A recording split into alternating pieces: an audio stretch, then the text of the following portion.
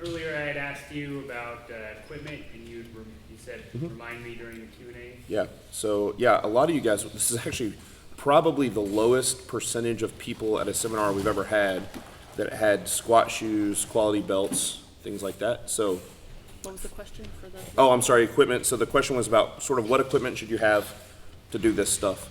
One of the things I like about strength training is that it really is, from an equipment perspective, especially if you compare it to something like, say, playing golf, it's so much cheaper.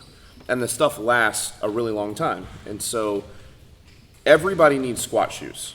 Everybody needs shoes to squat in, like actual made to squat in, squat shoes that you don't wear any other time except for in the gym, squat shoes. Adidas doesn't make a bad pair of squat shoes. Nike doesn't make a bad pair of squat shoes. Dowins, which you can buy at Rogue Fitness, don't make really bad pairs of squat shoes. Most of the Reeboks are okay. The things I don't like with squat shoes, and I'm just being a little bit anal, is that the front of the Reebok shoes are often like where the toe is. They're soft and they're made kind of like a tennis shoe so that you can do CrossFit workouts in them a lot of times, or maybe CrossFit so that you could do a squat and then you could go right in and do some sort of like, you could do double unders with a jump rope or whatever. And we don't do that. And so I want a shoe that's solid all the way across. So we have we had a video, the Barbell Logic. So we have a channel on YouTube. You're a newbie, so I don't know if you know this. Barbell Logic, and we just came out with a belt video. I don't know. When was the belt video? No, the belt video is not out. The shoe video is 2 weeks ago, something like that. And the belt video will come out, I think, next week. And so any of those are good. There's a lot of good belt companies. Best Belts, Bob's Belts, Pioneer Belts, Dominion are all phenomenal belts. Dominion just came out with their own Made in America belt. It's, I think, the best, most high quality belt I've ever seen, and the price is ridiculous for what you're getting. So a good belt is going to cost you about $150. The Dominion belt's $95 at just Dominion Strength Training, DominionStrength.com. Shoes and belts should last you 10 plus years. So it's nice. You're talking about spending a couple $100. That's really all you need. That's it. Chalk. You need chalk too, if your gym doesn't have chalk. No, chalk. For you. Oh yeah, for you. You need chalk. You specifically. That's right. You need chalk. Brendan. All right. So I've learned a tremendous amount this past weekend in the way that it positively disrupts how I was doing things. We had Pretty good. How would you recommend in general to process that and get going again in the right way, taking all that knowledge? do your fives. So the question was, we taught, now that I've learned what I was doing was so wrong, what do I do with my life now? Yeah, my reality is totally Well, you have to, I mean, now that you have a pretty decent understanding of how the lift should be performed and more of an understanding of how to program, go back to the weights where you can perform the lifts well and just LP your way back up. And remember, you're gonna go through your LP a little quicker than you had before, and then you can advance your programming. But deload to a weight where you can do the lifts well, see a coach as often as you can, or get an online coach, and then advance your programming little by little. And then just be okay with that offset because it's going to be better for you in the long run. With better form. Yeah. It's okay to start conservative. Remember that if you add 5 pounds to your squat workout 3 times a week, that's 60 pounds of increase in a month, right? So pretty quick, you get heavy. So make sure you're doing it right. Take your time. Don't let ego get in the way. And just do the thing. Are there other things you're doing that you really enjoy that isn't this in the fitness world? not anymore. Okay. Like since Friday? Or No, I only have time to do this now. okay. Yeah.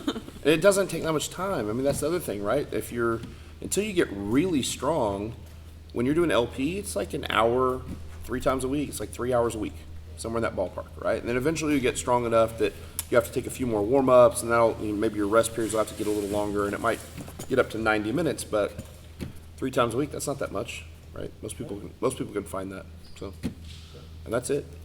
Like I said, do your fives. Yeah.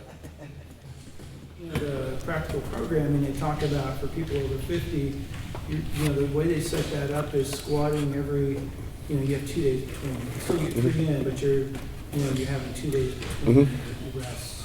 And in talking with, you know, Nick here, and kind of my experience here, is I think, you know, I could probably do the basic, Monday, Wednesday, Friday. yeah, as it's written. Yeah, then you should. Yeah, and then the other thing was about, in the book again, it says, you know, over 50, you're definitely probably not gonna be doing the power clean. And so, you know, and here I've discovered, because I never did it, I was like, okay, I think I can do this. Sure. You actually did do really well, especially for your first So time. my question is, what's your experience with older clients in those two things in particular? You know, less Sure. time between workout days, For, especially with squat. for rest, it's tremendously individual, right? And it's just one of those deals. It's if you keep good notes and you keep a good training log, you'll understand pretty quick how much rest you need to have and recovery you need to have between workouts. Can you squat 3 times a week, or should you only be squatting twice a week? Should you be training only twice a week? Where you're at probably right now, you can probably train 3 times a week just like anybody else, Monday, Wednesday, Friday. But what about when your squat's 350? How old are you? 55. What about when you're 56, 57, and your squat's 350? Then will you be able to squat 3 times a week? Maybe, but maybe not. Right? So you just have to start managing the recovery and understanding how that manages. So it's very individual. Some of our 55-year-old people are highly athletic, like big-time responders. Some of them really struggle with recovery. Some of it depends on their other life stress. Some 56-year-olds are retired. Some 56-year-olds are working 80 hours a week, right? Some are surgeons. We have people that work for us that are surgeons that work 110 hours a week, because that's what they do, these surgeons. So it just depends. So your recovery is just, I think you should try the program as written, and if you can recover, do it as long as you can. And then when you can't, start to back off and give yourself a little more rest, or take your Wednesday light day. Go to the 2 days in between, so like, it would be like a Friday. Take Saturday and Sunday off, train Monday, take Tuesday, Wednesday off, right? I think if you think you could do Monday, Wednesday, Friday like everybody else, I think I would do that. If you don't think you can do that from the beginning, sure, take 2 days off between all of them, right? If you're going to start rebuilding your squat now, you're going to start very conservative, then the impact that's going to have on your body is not going to be very much in the beginning, right? So you probably can squat actually 3 times a week, like Monday, Wednesday, Friday, maybe. And if not, you're like, ooh, I'm still just achy and my knees hurt, and then you can space it out. It's just going to be entirely up to you. And on the power clean, you know Dr. Sullivan, right? You know Sully, do you know who that is, that wrote the barbell prescription? So you know we have a book specifically for people over 40. Did you know that? Oh, you need to Oh man, you gotta have, so that's actually your first homework assignment. None of us make $1 if you buy that book, so we're not selling It's called the our barbell book. prescription. It's called the Barbell Prescription on Starting Strength. Say what? I'm saying you need to get shoes. Oh, good. He got shoes last night. That's amazing. That's awesome. Yeah, really freaking cool. That's awesome. So the Barbell Prescription is awesome. It's a book specifically about programming for people your age. And the guy that wrote it, the 2 guys that wrote it, one guy's a master programmer, and the other guy is a guy that's your age, who is a long-term emergency room physician, phenomenal medical doctor. And we did a podcast with him 2 weeks ago on Barbell Logic, where he made a case for the clean for older populations. So you can listen to, we argued, I said no, he said yes. But it was just a good discussion. It was a good Socratic discussion. And on you the thing. had pretty decent form, so you Yeah. could keep those in your training for a Yeah, bit. it'd be fine. Yeah. Yeah. My T's should not be cleaning. Ever. Ever. That's really interesting, Will. So what you're saying is that even professionals within our organization can have disagreements about True. certain topics and Still be friends. Be friends. I struggled over the last 3 years or so that I've been doing starting strength kind of training, integrating running into it. And what advice do you have for that? I think it's a fool's errand. Run on the same day you lift, but run after you lift. Good? The question was, how do you balance endurance training with starting strength? Yeah. You don't. I know they interfere, definitely interfere. Yeah, they interfere. So Recovery. you need to approach it like any athlete would, right? So if you have endurance events that you're training for, you need to structure your training such that your strength training takes priority the furthest away from your endurance event that you are. And then as you get closer to your endurance event, you'll shift your focus to endurance training. Does that make sense? So, Yeah, so I mean, if you just want to endurance train all the time, then you're going to have to make a lot of compromises. And not that you won't make compromises as a competitor, but if you're entering marathons or ultra marathons or something, you know, sign up for it, put it on the calendar, and then work back in 3 or 4 week blocks and figure out, you know, okay, I can strength train from this time to this time. I need this amount of time to prepare for my race. So you're going to shift more towards endurance training during that time. That makes sense? Yeah, is it worth trying to do strength training, say, 1 day a week while you're going into the final or intermediate phases of a marathon training? Or should you just drop it? You'd be- No, never drop it. Never drop it. Yeah. Okay. Keep it in, All right, yeah, so there's progress. yeah. I mean, if you're serious about the endurance stuff, it can't be so difficult. What you're trying to do is maintain a level of strength as you're ramping up your endurance training, right? So, and your strength training is going to do this. Sure. You just don't want it to do this, right? You just want to How do you keep it level? 1 day a week, you think? Or 1 day a week's minimum, but 2 be best. Two, of course. is Yeah, better. squat and deadlift 1 day, or squat and bench 1 day, So press and one day deadlift another. You might be able to maintain strength, you might be able to work with 1 day a week, or you're just changing the. You'd have to do all the lifts on one day. The trouble is that 1 day, in order for you to make any sort of impact in maintenance, is gonna be a giant It'd be day. long. Yeah, So you can train 1 time a week for 2.5 hours. You can train, right, 1 time a week for 2.5 hours, or 2 times a week for 1 hour and 15 minutes, or less, right? So, So one's absolutely, and two is probably yeah, more practical. you should be able to do 2. You're, When you say endurance events, what do you mean? Like, Specifically, marathoning and mountaineering. so over 30 miles or No, I mean. around marathon? but a full length? marathon, 26.2?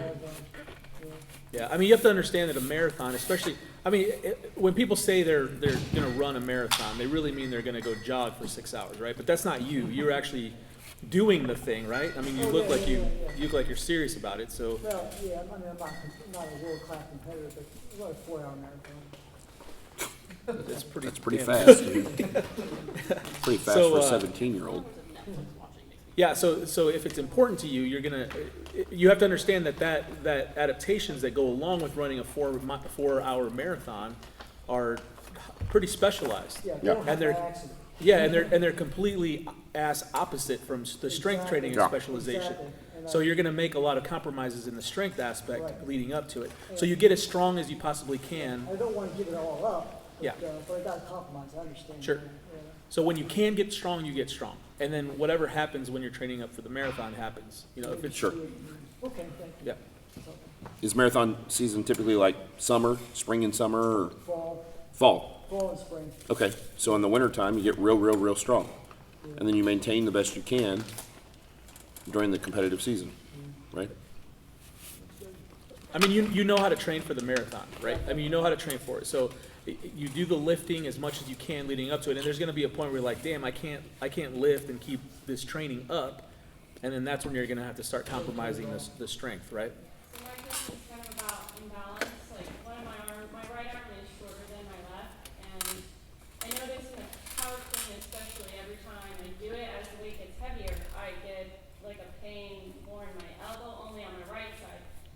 So my question is, I thought it was just maybe my form, because it kind of relates back to form with the elbow pain. I thought maybe it's just the form. Brent helped me clean it up, but it still hurt. Does the imbalance have any play in that pain, or is there anything you can do, like widening the grip, or just one hand goes out, or both hands come in? well, You wanna repeat it? so the question, as I heard it, was you have one arm that's shorter than the other, and that tends to lead to elbow pain on the shorter arm, right? Yeah. Well, it might have still hurt today because it's just still inflamed or injured. It might just need some time to get better. But if you stagger your grip, it's not like the bar's gonna stay like this. Everything's gonna just kind of situate itself back, so it's gonna be heavier on one side, so that might not work. But I would see how things go with good form, see if it gets a little better. Would the snatch be better? You got to remember too that you had a pretty screwed up squat grip. Remember, we messed around with your squat grip? And usually people will attribute elbow pain to something else that's not actually doing it. So you can feel a bunch of elbow pain on a press or a bench and think that it's coming from one of those things when it's actually probably your squat grip. Right? So and your clean might still hurt for a while, even though you fix up the squat grip. But once all that stuff dissipates, it'll go away. You know? So you first of all have to isolate what the problem is. So get your squat grip under control. Pull your elbows down, like I showed you, and get your chest up, and see if you can make the squat grip more secure, and then that'll probably fix the situation on the clean too. Yeah. Otherwise, ibuprofen's a good. It's your You know, friend. it's your best friend. Vitamin I. Yeah. So the questions were, what is the most optimal time to train, and how many meals should you have had prior to training? Okay, so the best time to train is whenever you're gonna do it. If you could pick a time to train, people tend to do better after they've been awake between like 4 and 8 hours. That's when you've eaten enough, you are like, you've loosened up a bit, you didn't just roll out of bed, and you haven't had a whole day to get stressed out by work and life. So 4 to 8 hours tends to be like a sweet spot. You don't really want to go into training hungry, you know, because by the end of your training session, you're just going to be like dying.